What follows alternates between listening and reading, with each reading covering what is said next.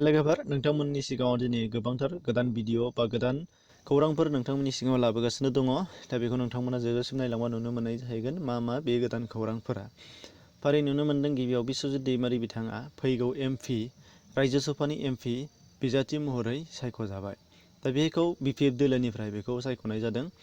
दा बे खौरांखौ मोन्दों बिथांनिनो फेसबुक पेजनिफ्राय। नोंथांमोनहा बेखौ नायोबा नुनो मोननाय जाहैगोन। बिथाङा बुंदों आंखौ थामथि खेबनि थाखाय बिटिसि सिफ हाग्रामा महिलारि बिथाङा रायजो सभानि बिजाथि सायख'नायनि थाखाय आं बिथांखौ रोजा रोजा साबायखर बावबाय। बे आंनि राजखान्थि जिउआव मोनसे गिदिर गनायथि। आं जोबोद मानजों बे गिलिर बिबानखौ आजावो आरो अरायबो हारिनि जौगाथाय आरो मोजांनि खामानि मावलांनो नाजागोन। आसा खालामो बयनिबो बोरा आंजों थाफागोन। दा बिथांनिसिम हामलायनाय जासिहरबाय नेचार पाब्लिकेसननि जानानै। दा नुनो मोन्दों नैथियाव दुलाराय बर' फरायसा आफादनि बिटिआरखौ बरायनाय बाइक एबा साइकेल हानजा सुरनाय हाबाफारिया मैया अर्थात 2 मार्च खालि गाहामैनो गाहाम जोबलांबाय। नैबे 3 जादों 2 जानांगौमोन लोगोफोर, बेनि थाखाय सरि बिनाय जाबाय।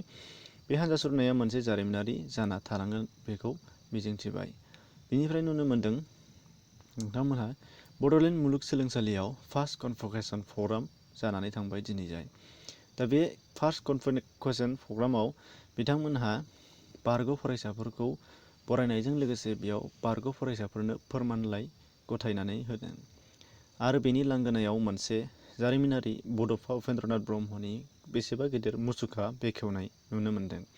दा बे फोरबोआव फैदों आसामनि गभर्नर जगदीश मुखी बिथां आरो दिल्लीनि नेशनेल बर्ड अफ एक्रिडिटेसननि चेयारमेन प्रफेसर के आगरवाला बिथांमोनहा।